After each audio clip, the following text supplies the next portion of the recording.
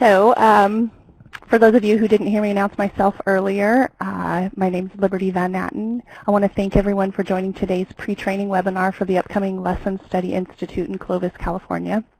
I am the project specialist for the California Adult Education Program Technical Assistance Project. And to begin, I'm just going to start by going over some general housekeeping rules.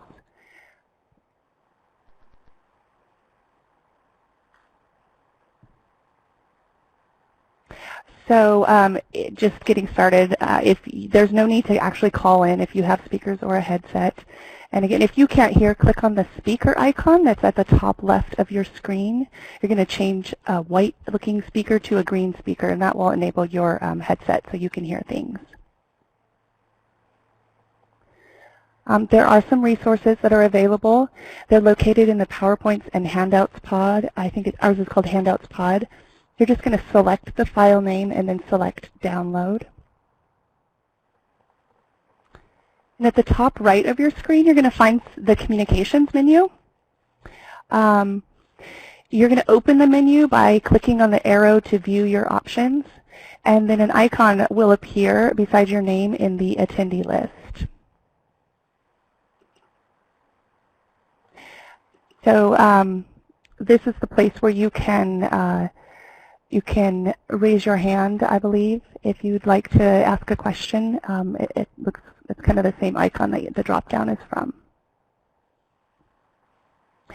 And there's a chat pod. It's in the top right drop-down menu for chat options. You can enter in a text at the bottom and click the message bubble or enter to send, and you can share that with everyone.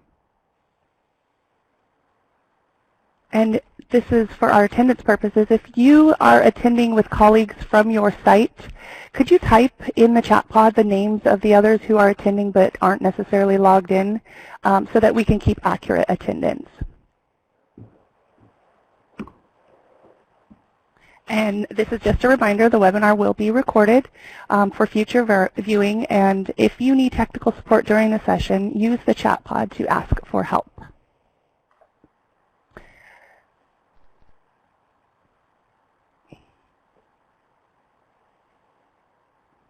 So now I'm going to turn things over to Marian Thatcher from AIR. Thanks, Liberty. And hi, everyone. Good afternoon. I'm glad to have you here, and we're glad to be presenting. This is the webinar that's the prerequisite for the Lesson Study Institute on March 22nd, isn't it?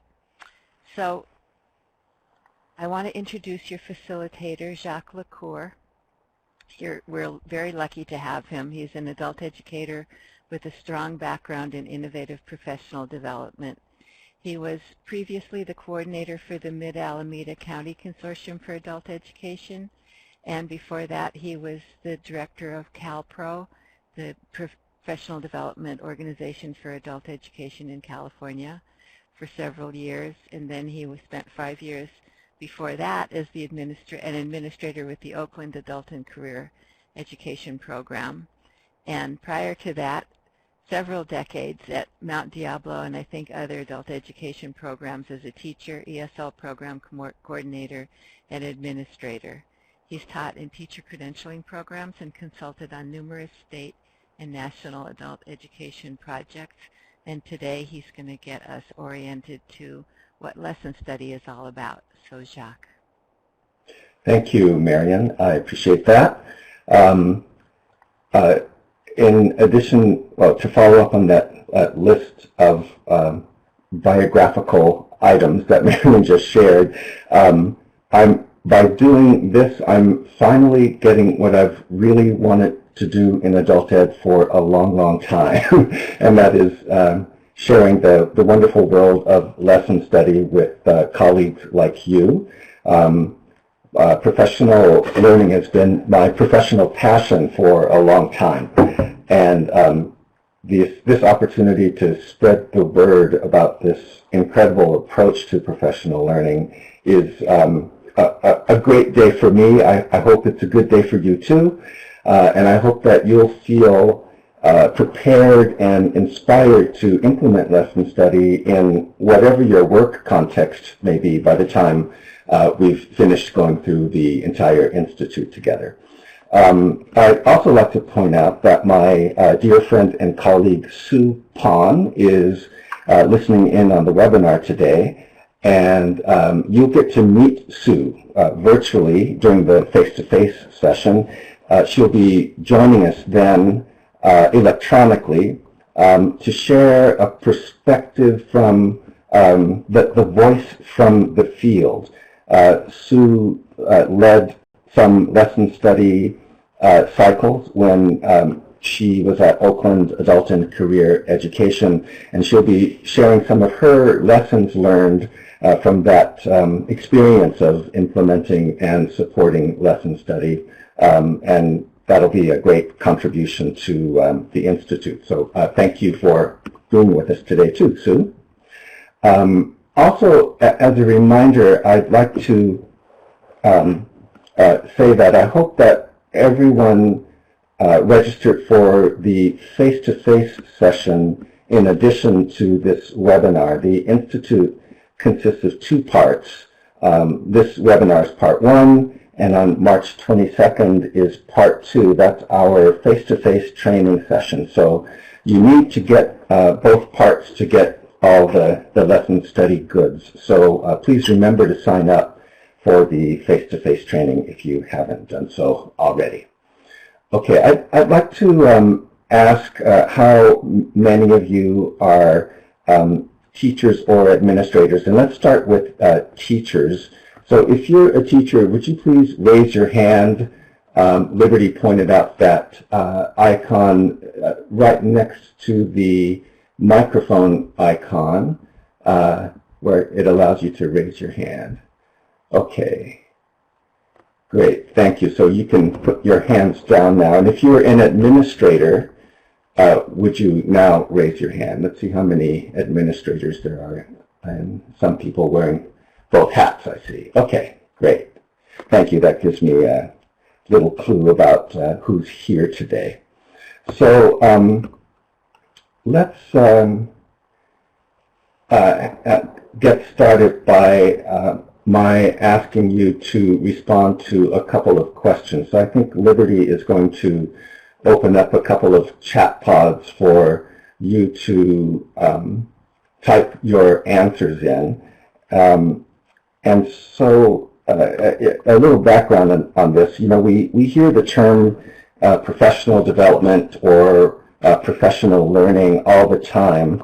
But I'm curious to know what is it that makes these experiences professional? What puts the professional in professional development? So I'd like to get your perspectives on that in chat pod number 1.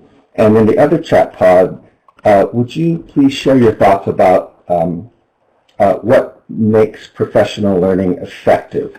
What really works for you? Why does it work for you? You may want to reflect a bit on your past experiences with professional development. Share a bit about what stands out for you in terms of what made a real impact on your practice, and maybe even extended to an impact on your students. So let's give you a few minutes to reflect and respond on those questions, please.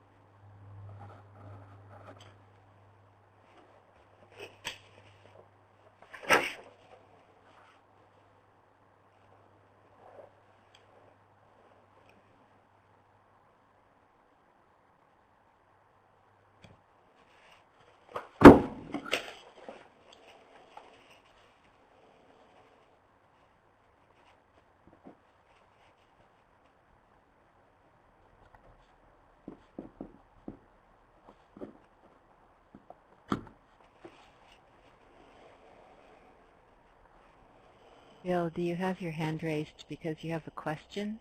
If so, you can type it in either one of these chat pods and we'll watch for it.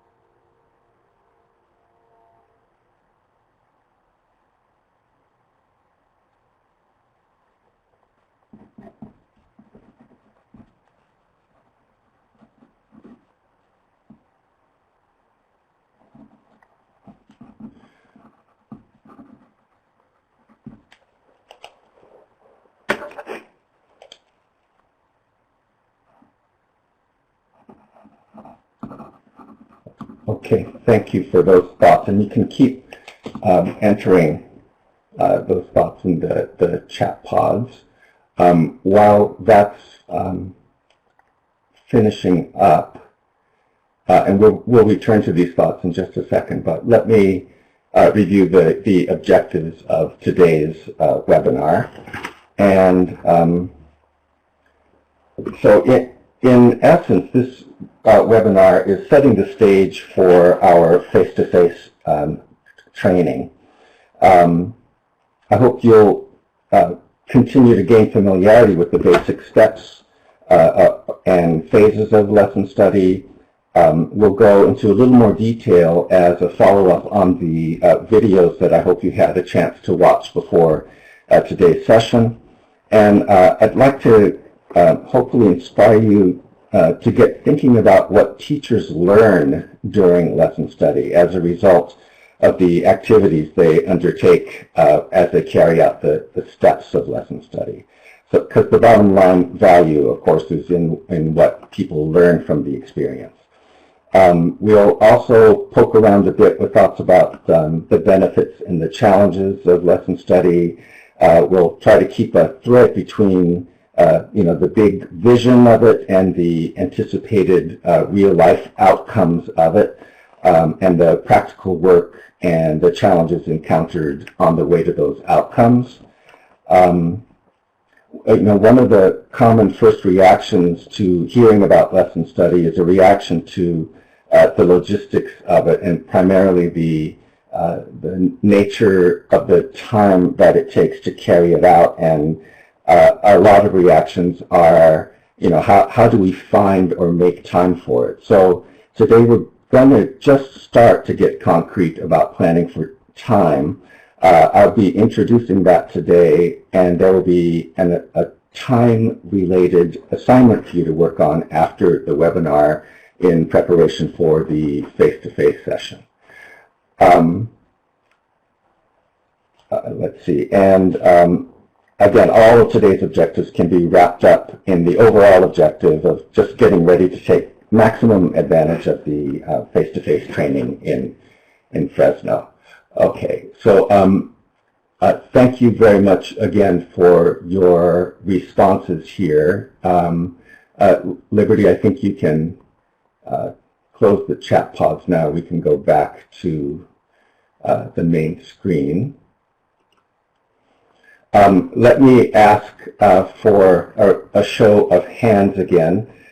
Just curious to know how many of you actually had a chance to watch these two short videos in advance. I believe they were sent, the links were sent in the registration confirmation letter. Okay, so looks pretty good there. All right, thanks. It gives me a sense of how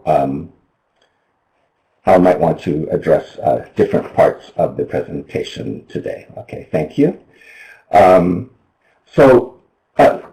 In thinking about the qualities and the characteristics of effective professional development, I see that in your chat pod responses, you really touched on quite a few of these. There were mentions of the fact that it needs to be embedded in the work and sustained. I think there was a comment about administrators and teachers working together on it with a unified focus. So that clearly indicates a supported effort. Research to practice. A couple of people said it needs to be applicable to the classroom, preferably sooner rather than later. Classroom focused. Let's see, there were, and it benefits the students and the educators.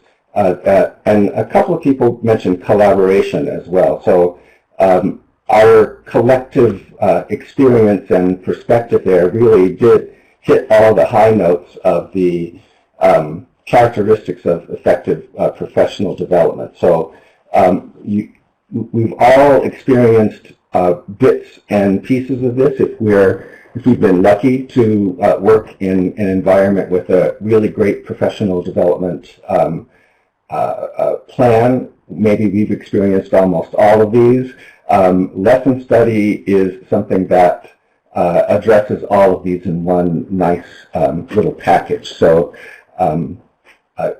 we're going to see how it adheres to basically the standards of professional development.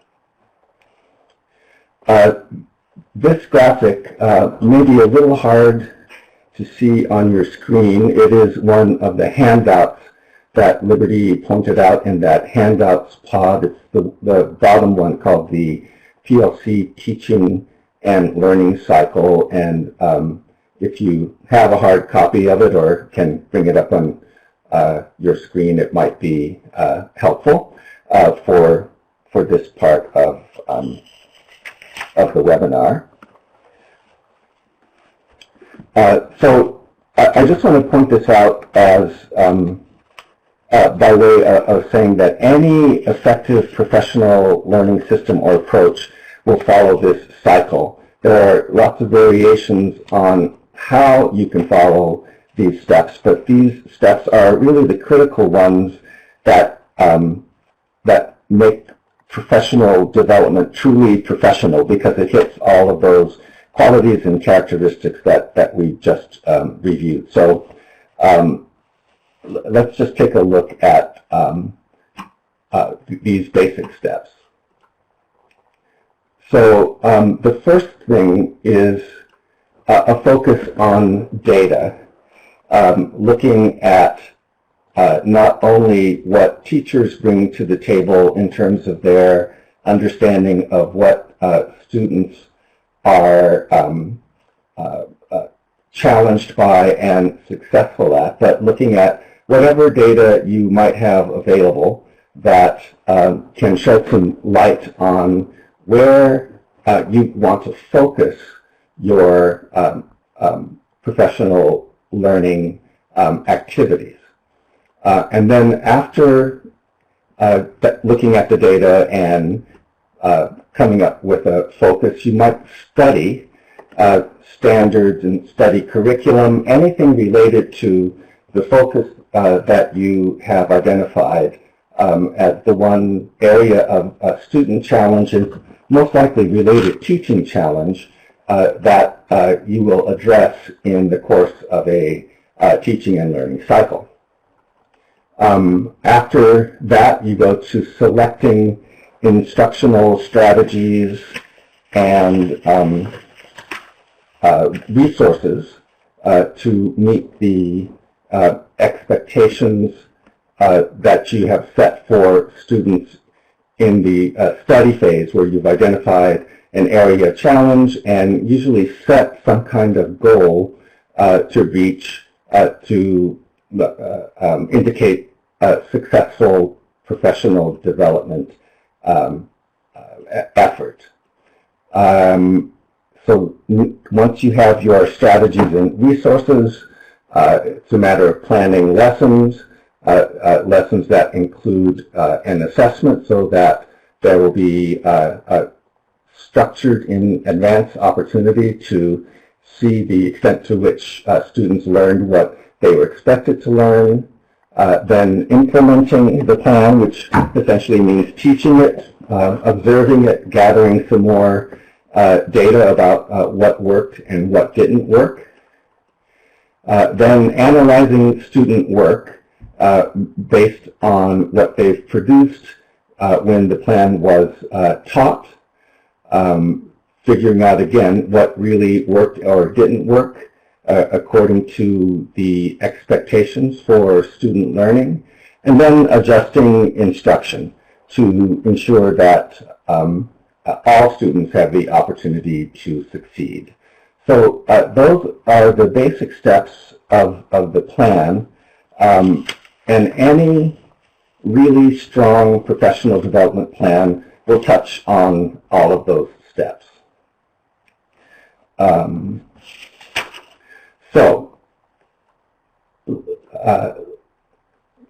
see, I guess I can put this back. So with that said, I want to throw out this question. In that graphic that I just walked you through, there was no very specific mention of conferences and workshops, which I think many consider as sort of the central activity in professional learning. So, thank you, Liberty. So the question is, how do you think workshop and conference participation fits into that professional teaching and learning cycle? What is its place in that cycle and in that professional development picture? So I'm looking for your thoughts and ideas and questions about that in the chat pod.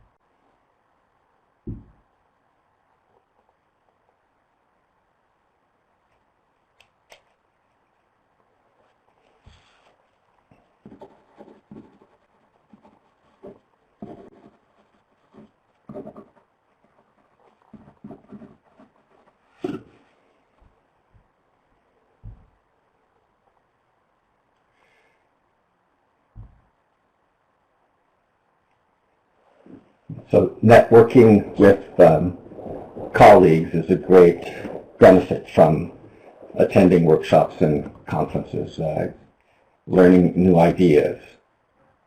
I see a few more people are typing. We'll give this another minute or so before we move on.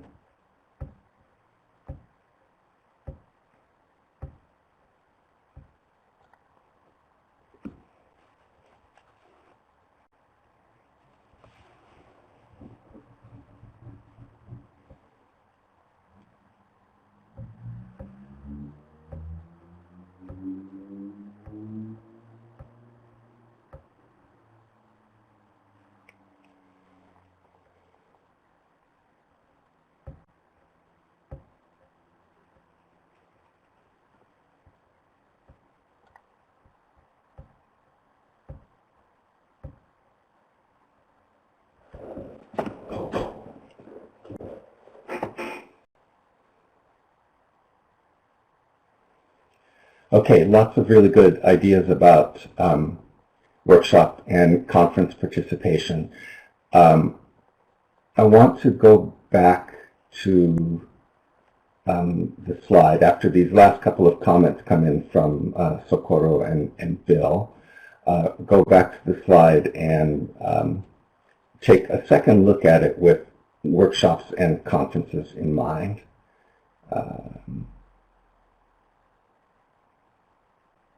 Okay.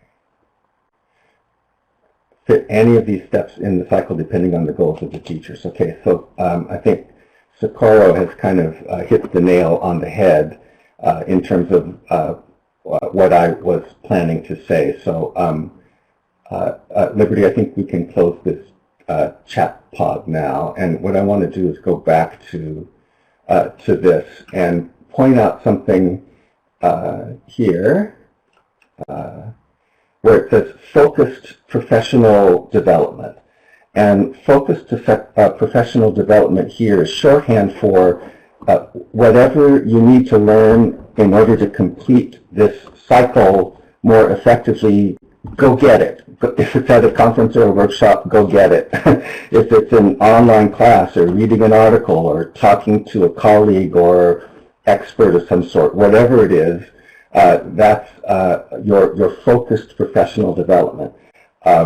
So if, for example, a member of a learning team wants or needs some additional learning about data collection or analysis, then maybe if you're at a conference or signing up for a workshop, look for a session that does that. If you are in the stage of studying standards and curricula, and what would benefit you is learning more about certain standards or curricula and how they were developed and how they're used and what they mean, then at a conference or a workshop, look for a session on that, et cetera, et cetera, et cetera. So selecting instructional strategies and materials, the same thing, and going to sessions on instructional strategies that may be specifically helpful to address the learning topic that you selected. Here in analysis, if you want to build your expertise on analyzing student work, then you would try to find a session on that. So you get the picture. The focused professional development comes in service to doing the work in the teaching and learning cycle. So I think it's just important to keep that in mind, and the main message about conferences and workshops being don't let the tail wag the dog. You want to choose a student learning topic to focus a plan on, and then you want to choose the conferences and workshops that you want to attend that are really in direct support of your effort around that topic. That doesn't mean that you can't attend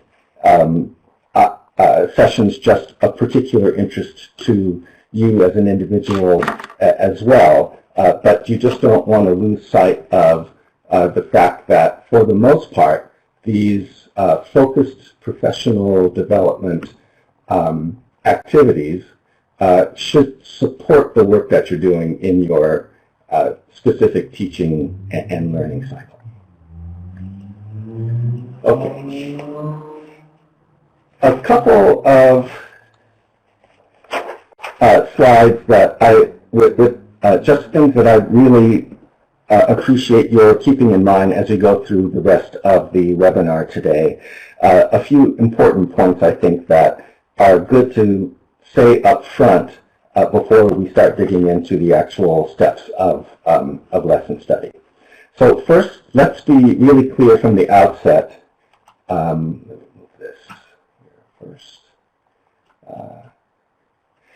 Be really clear from the outset that lesson study is not about producing perfect lesson plans. You'll hear that one of the main activities is creating and delivering a research lesson, but creating and delivering the lesson is just the process for learning. And what's learned in the process is far greater than the production of a single lesson plan, even if that single lesson plan is spectacularly great. In the end, it's really not about the lesson plan. It's what you learn collaboratively in the process of creating and delivering and analyzing the student responses to the lesson plan. And it's what's learned collectively that becomes part of individual teachers' instructional repertoire, and that they learn things that can be applied immediately in their classrooms and ongoing if the lesson study activity is ongoing as well. Another thing to keep in mind is that lesson study focuses on essential learning. If some of you have participated in professional learning communities that are pretty disciplined about following the steps of PLCs, you know that you identify some areas of essential learning for students, really big ticket items, topics that are critical for students to become competent at or to master in order to be successful at the next level. And lesson study does the same thing. It really gets right to the heart of the matter. It goes right to where students struggle right away, and it just doesn't beat around the bush. It says we've identified these areas that students struggle with, and usually those are the same items that are hard to teach. Let's figure out how to address this collaboratively using the best resources we can get our hands on. So whatever's considered essential learning in the curriculum is what gets your attention, and it's taking on those kinds of challenges in a targeted and really explicit way. It's also true about true collaboration around these important topics. It's about deprivatizing practice in a safe environment and about learning from each other. One article I read about lesson study was called "The Expert Next Door," and that really exemplifies what lesson study is all about. There's no one who understands your students as well as the teacher next door, who may share those same students either at a level before or after you, and it is just experienced and understanding at serving the same kinds of populations that you serve. And throughout the lesson study cycle, teams use protocols or guides for doing the work to make the collaboration go efficiently and effectively, and that helps with the struggle. So there is a lot of hard work involved in it, but also because of the use of protocols, the collaborations can be very fluid and very effective and minimize the sense of struggling.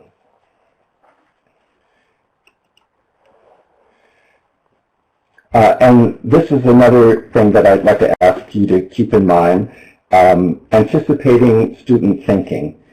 This is developing a skill to do just that, and to plan instructional strategies and materials more effectively as a result. In the lessons that are collaboratively developed in lesson study, there's a required step that asks the team, what exactly do we expect the students to do or to say when a certain part of the lesson is delivered? What are students likely to actually do? How will I respond? How can I construct activities that require the student to show their thinking so I can see how they're coming up with solutions and exactly where they encounter obstacles? And this, I think, is really the crux of the learning in lesson study. It's probably the main thing that separates and distinguishes it from almost any other type of professional learning, because anticipating student thinking is a really powerful practice that almost always results in big aha moments for team members.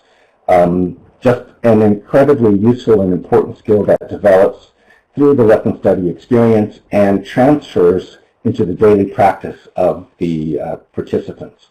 So to recap, let me just ask that you keep these things in mind as we go through the Institute. One, that the lesson itself is just a vehicle, it's not the end product. Two, lesson study really focuses on important student challenges, those essential learning items. Three, lesson study involves collaboration and structured teamwork, and it builds deeper relationships among team members, and therefore usually results in a stronger school culture that's really focused on student learning. And then lastly here, anticipating student thinking that leads to more skillful and intentional planning of lessons, and that's the primary outcome of lesson study. So this is a graphic that shows the basic steps of lesson study, or basic stages rather. If you did have a chance to watch those videos in advance, this will look and feel somewhat familiar to you. If this is your first time seeing the stages, let me walk you through them just a little bit. And you'll see that they are parallel to the steps that we saw in that earlier graphic called the teaching learning cycle. And actually there's one thing that happens before the four stages that you see here, and that's forming a team. So this graphic is presented with the assumption that the team has already been formed. At our face-to-face session on March 22nd, we will spend quite a bit of time working on forming a team and the steps and pros and cons of forming different types of teams.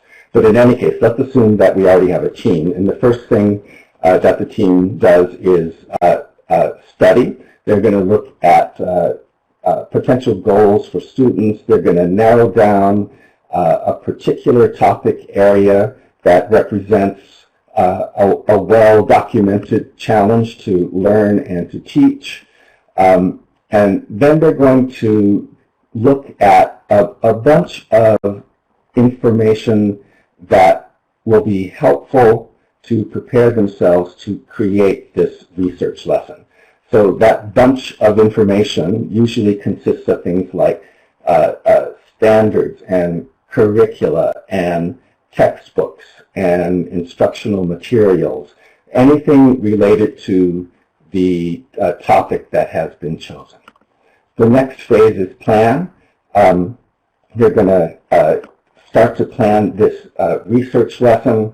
They're going to really narrow down to a very specific, usually single class session learning objective related to the topic, and they're going to create a lesson plan, a research lesson collaboratively. The next phase is to teach, and it's teach and observe. One teacher from the group is going to is going to deliver the lesson while the others observe, and what the others are observing is very defined and very narrow. What's being observed is how students react to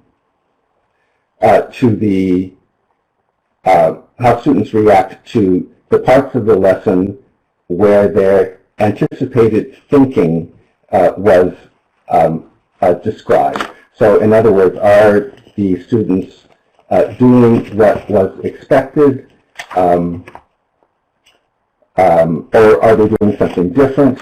And this provides the rich data that the team will look at in the next stage, which is the reflect stage. They'll be looking at what worked and what didn't work and why, and making some decisions about what their next steps should be. Sometimes it's a matter of revising and reteaching the lesson. Sometimes it's assessing that you learned enough or learned what you needed to learn from this cycle and perhaps moving on to another cycle. I'm not going to spend a lot of time on this slide other than to encourage you to go back and look at it when you have a little more time. But the next 7 or 8 slides or so will cover the information that you're seeing here. And we'll be talking kind of simultaneously about what teachers do and what teachers learn during the lesson study cycle. So here are the big ticket items in terms of what teachers learn during the cycle.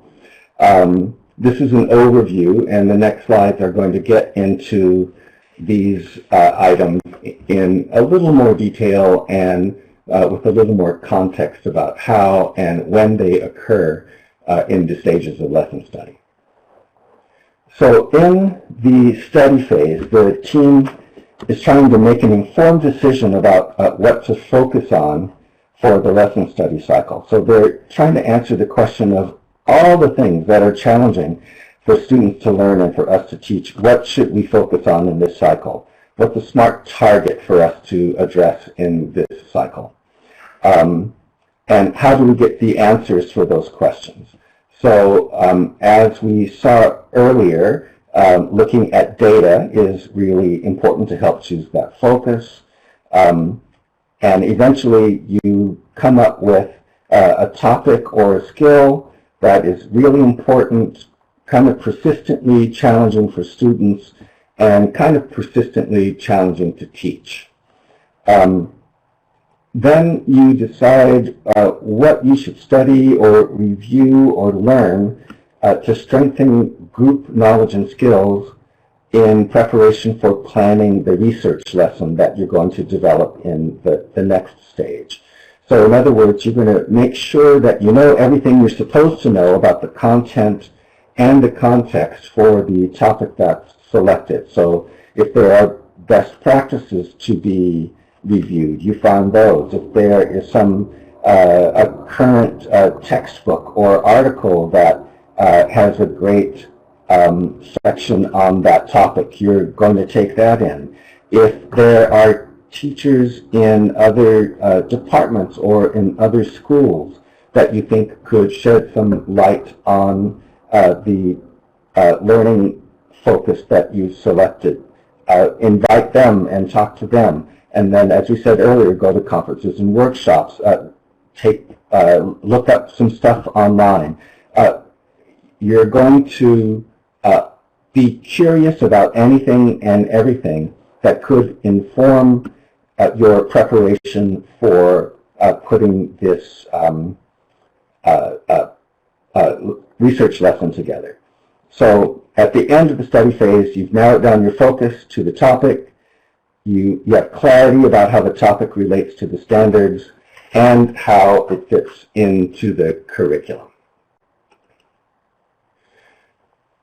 In the planning phase, teams develop this research lesson that I've mentioned several times. So there is a particular template that is traditionally used to create a lesson.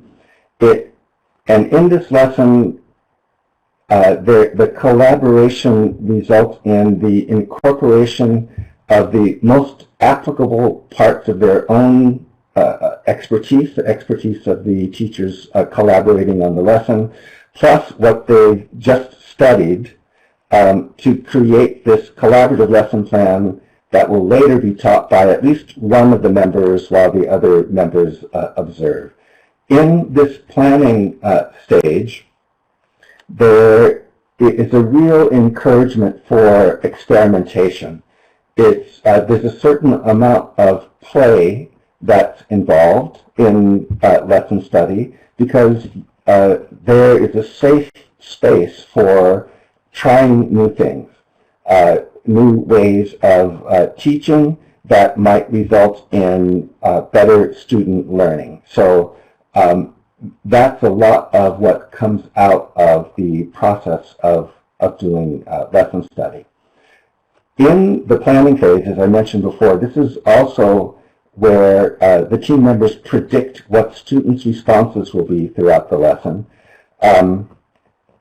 So, I mean, it's as simple as noting in this particular kind of lesson plan template, you know, when the teacher says or does X, students should respond by saying or doing Y. And this gets at the deeper dive that lesson study requires. It's a greatly increased awareness and skill in selecting materials and prompts that result in the clearest evidence of students' learning. So you're determining the intended student behavior for each action the teacher takes during the research lesson. And for each intended behavior, you anticipate what types of difficulties students may have. One teacher said it's challenging to try and think about the students' solutions to the problem before they do it and to try and get all the answers they might come up with. Before we did lesson study, we really didn't think about what the student responses would be to the questions. It was, well, we hope they get the right answer, and if they don't, then we'll deal with it. Now we're thinking more in advance. Well, what if this answer were to come up? How would we deal with it? We think a lot more about the intention of the lesson and making sure that the students have the prior knowledge that they need before we teach the lesson. So that was kind of a long quote, but an illustration of how this particular practice is a real key for the learning of lesson study. And I see that Suzanne has asked about applicability in independent study. And Suzanne, let me just give you a really quick response now, and I think we might be dealing with this more in the face-to-face session. But if you have a situation in which you have teachers who are teaching different subjects who end up working together, or in this case, in independent study, it could be different subjects as well as the the independent study nature as opposed to whole group instruction. Well, there are probably best practices related to independent study instructional delivery that could be researched and studied and discussed with an aim towards applying some of those practices in the independent study setting. So that's just something that comes to mind right away, but there are other things such as dealing with critical thinking or problem solving or writing, the kinds of skills that cut across all subject areas and are therefore the kinds of things that can serve as focal points for teachers who don't necessarily teach the same level or the same type of class in a traditional instructional setting. So, Suzanne, that's not a full and complete answer, but just a little peek into where that could go. And it's a great question, and I know that it applies to a lot of sites and a lot of consortia as well. So, in any case, putting these plans together doesn't necessarily require starting a lesson plan from scratch, although many teams choose to do that. Sometimes they choose a lesson that they have identified from a textbook or an old reliable lesson plan that has been used for a while, and they use that as the basis or the foundation for developing a new lesson plan in the lesson study research lesson mode. But anyway, that's a little bit of what occurs in the planning phase. Then going to the teaching and observation phase, one team member delivers the research lesson while the others carefully observe students' reactions and responses. And the observation part of Teach and Observe is a data collection activity. And this will become some of the richest data that comes out of the process because it tells you so much about student learning relative to the lesson planning and delivery. The best data is almost always that in-the-moment classroom-based student data. We always hear about formative data and how important it is for teachers to have so that they can modify instruction almost immediately in response to what that formative data has to say. With lesson study, now you get layers of formative data. And the dimension of this data that individual teachers can't get on their own and can only get through collaboration is data about exactly how students are interacting with the content of the lesson and with the activities of the lesson. To get that data, you need observers who are intimately familiar with the content and the objectives of the lesson and who know what the expected students' responses are. In other words, your fellow team members. So it's that attention to the anticipated student response versus the actual student response that tells the story of the success of any given research lesson. So, you typically end up asking yourself questions like, should we have pre-taught certain concepts that we didn't think of before? Did we need to group students differently because of the way different students were processing the material? Were our instructions clear enough? Is that why students did or didn't approach a particular activity as we expected? Did we need to scaffold the learning differently in order to build up to the objective that we set for the research lesson? And probably one of the biggest results that typifies learning in lesson study is that teachers end up getting more and more expert at creating activities that require students to show their thinking.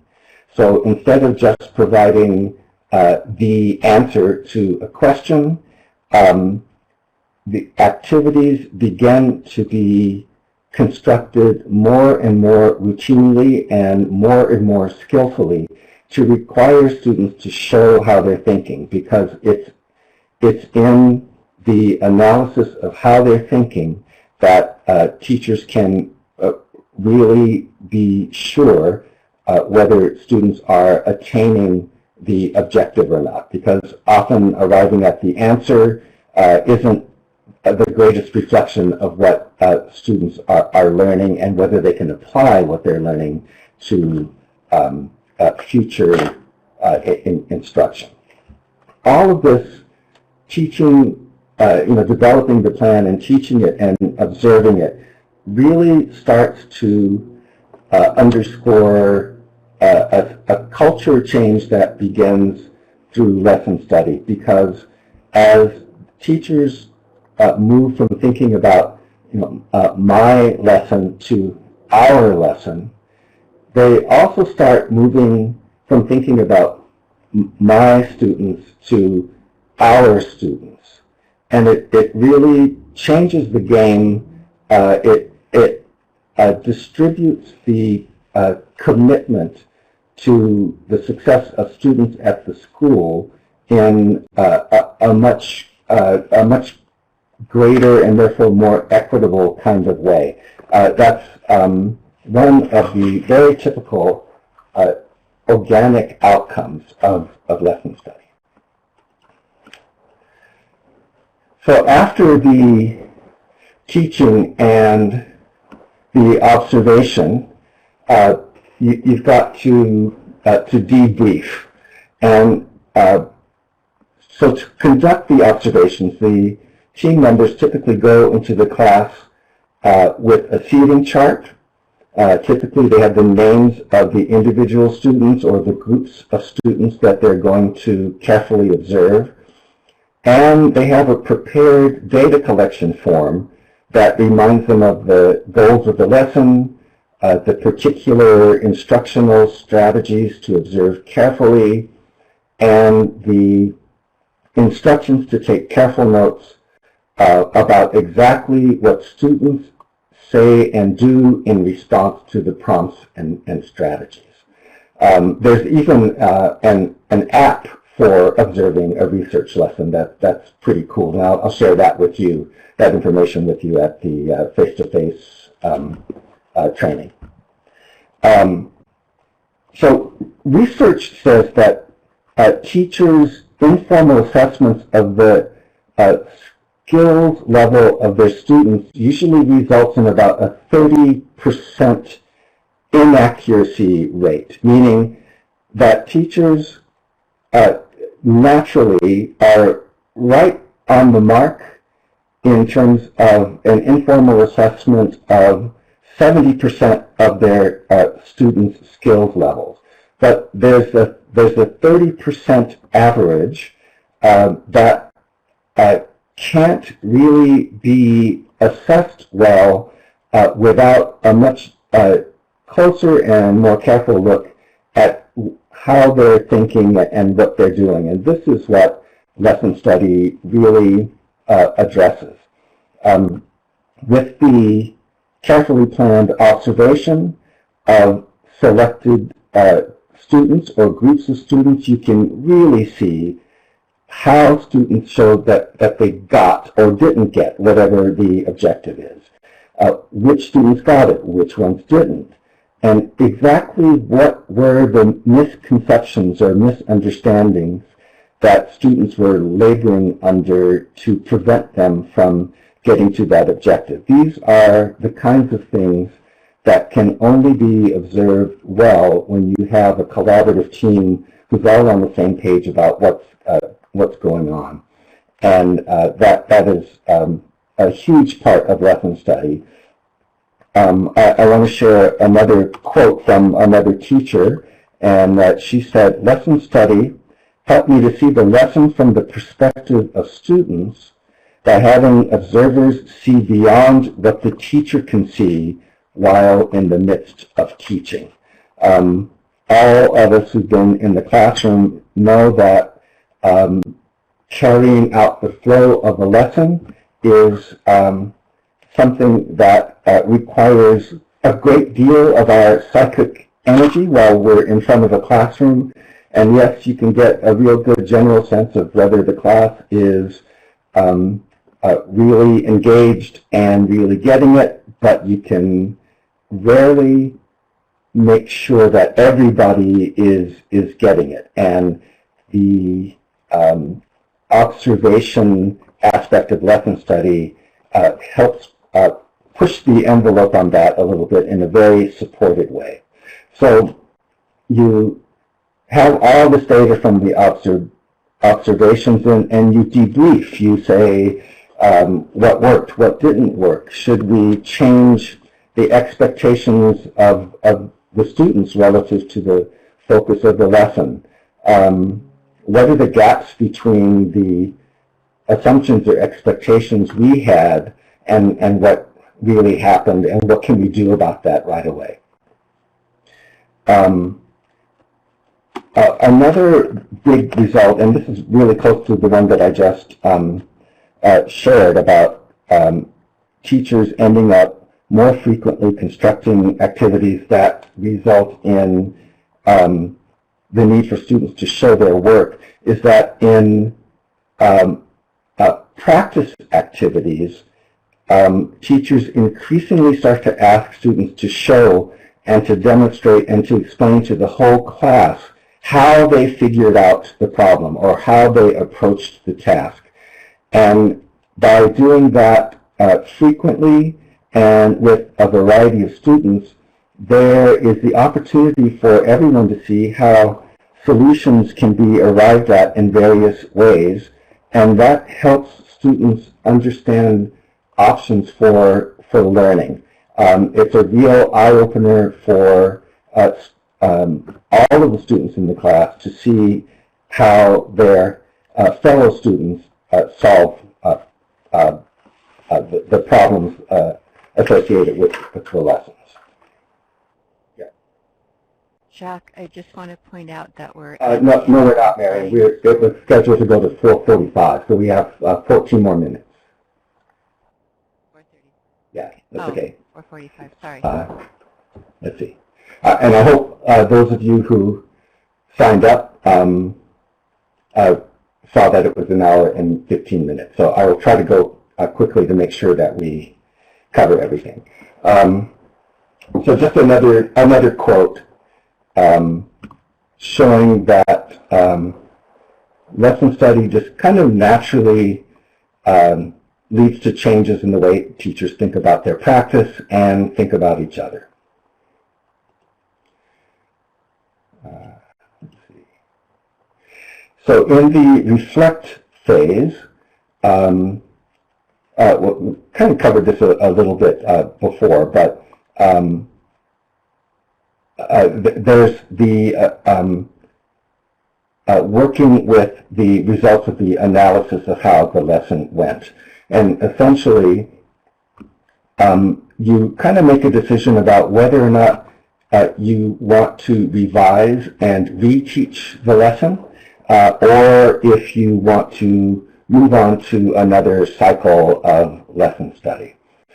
Sharing is also part of the stage, and we'll cover that in more detail at the face-to-face session. But in a nutshell, after team members reflect and summarize what they learned, it is standard in lesson study to share it with others, either in writing or by giving a presentation to colleagues, or by delivering a workshop at a conference to share what's been learned. It's kind of a formal wrapping up of the process and a celebration of the success of the process as well.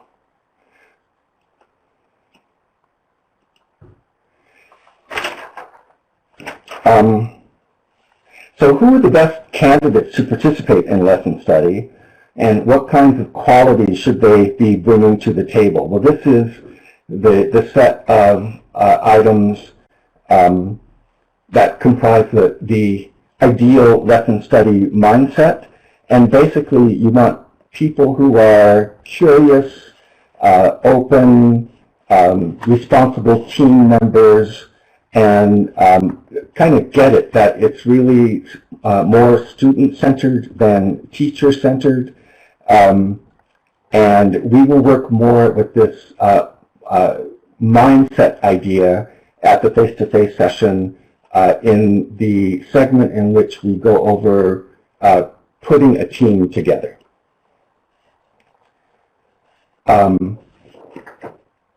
Just another quote to share. I think the testimonials from teachers who participated in lesson study are the best indicators of its effectiveness. And then let's look at some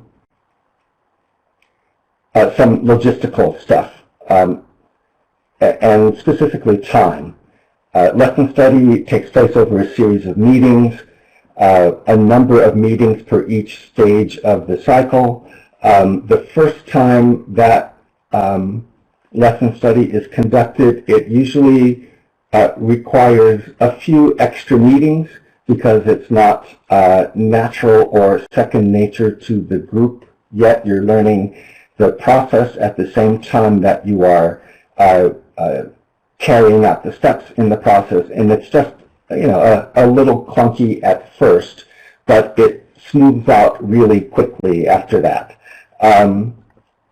This gives you an idea of approximately how many meetings per stage of lesson study that you can expect. And again, this is kind of the standard, but there are a few more meetings to be expected, again, the first time or two that you conduct a cycle.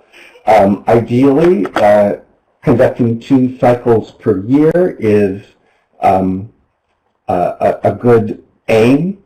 It takes about 15 hours total for experienced teams.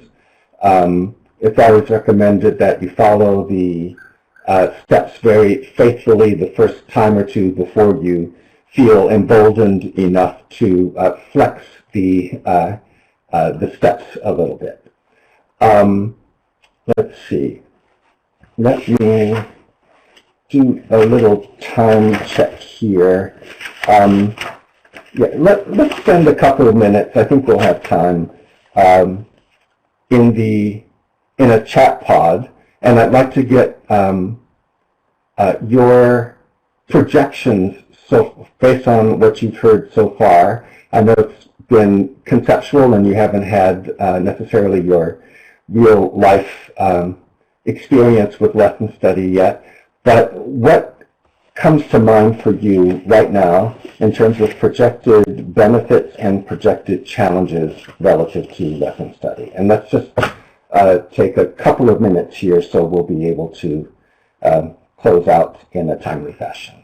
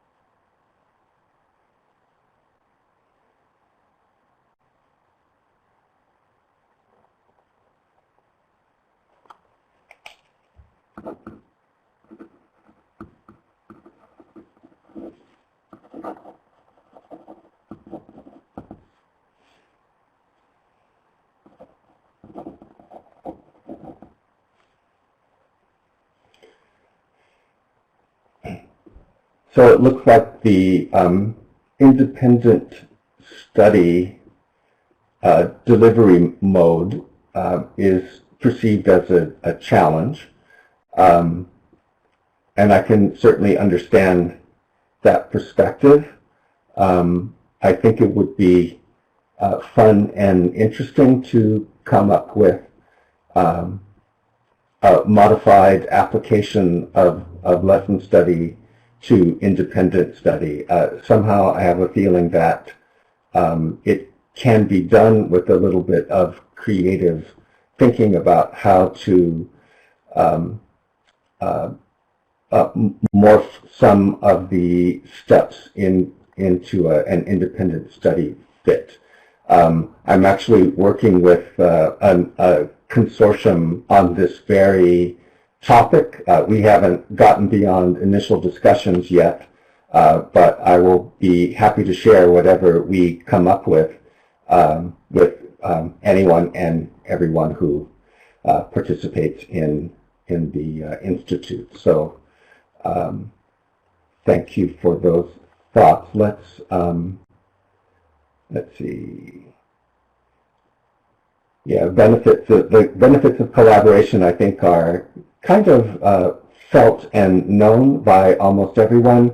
The challenge of the time is something that I think sparks a little fear in in a lot of us, but we're going to be looking at very specific approaches to finding and making time for lesson study. So we've got just a few minutes left. Let's see. Let's try someone. Okay, thank you, Leanne, for hoping to inspire some interest. Okay, and yes, those kinds of overarching topics that Suzanne just listed there, are really helpful to bring faculty from different subject areas together and from independent study together. So we will take a look at that together. So at our face-to-face training in greater detail. This is just a reminder of when and where the face-to-face training is. I certainly hope you will see you all there. Just added in the handouts section at the very bottom now, Liberty just added one more handout. That handout is your main homework assignment. For the face-to-face training, please bring a laptop or a tablet if you can. It'll make your day a lot more navigable. And what I hope you'll leave with at the end of the day is a draft of a plan for implementing lesson study. So we'll really be taking a look at the specific steps within lesson study and then immediately trying to figure out how to make that work for whatever kind of site or program or department or consortium collaboration you might be working in. So we'll be covering all of these things: planning for change, how to form and how to sustain lesson study groups. As I just mentioned, making time excuse me, for lesson study meetings, the resources and technology you need to support it, how to use standards and data effectively and efficiently in the study phase, the very clear steps for putting a research lesson and a data collection plans together in the plan phase, what you need to know about conducting and debriefing the research lesson, and underlying all of those things, the incredible importance of good facilitation, clear protocols for doing the work, and we'll be talking about some of these challenges that you have just highlighted in that recent chat pod. So in preparation for March 22nd, if you could please take a look at that Making Time for Lesson Study document. That's the only hard copy document based of these 4 homework assignments. In terms of resources, I'm just asking that you start talking with people at your school, whoever you need to talk to get on the same page, or at least to get a conversation going about adjusting budgets to support lesson study. It's another one of those things like time that sounds difficult on the surface, but is actually not difficult at all when you are deliberate and strategic about it. Also, please just start thinking about which teachers or teams or departments or schools might be most genuinely interested in participating.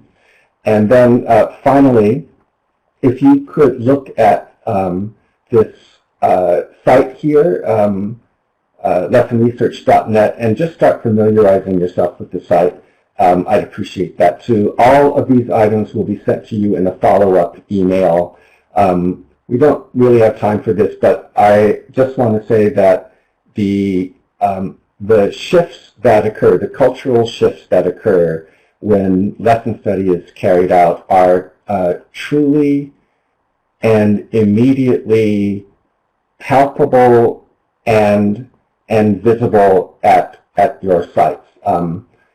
Each experience I've had with it has had almost identical results, with teachers saying it's absolutely the best professional development that they've ever done. If you want to get an advanced look at some resources, you can take a look at these things. And finally, if you are already convinced that you're going to dive in, I would strongly suggest that you invest in this book. It is a fabulous book, and it provides a lot of step-by-step detail about how to get started and how to sustain. So thank you very much, everyone, for your attention, and see you on March 22nd at Clovis Community College. Thank you very much for your attention. Take care, and see you on March 22nd. Thanks very much, and goodbye. Thank you, Jacques. I just wanted to thank you and our audience for participating in today's engaging and informative webinar. As a reminder, the recording will be available to you online on the California Adult Ed website. We're also going to send it to you in an email. If you haven't registered for the in-person Lesson Study Institute on March 22nd, a link to a flyer with registration links can be found in the chat box. After the webinar ends, an evaluation link will open on the screen, and we really want to encourage you to complete the evaluation as it supports our efforts of continuous improvement. I also want to remind folks that if there's a need for technical assistance or professional development, please contact TAP. A link to submit a support request is also in the chat box. Thank you all, and have a great rest of your day.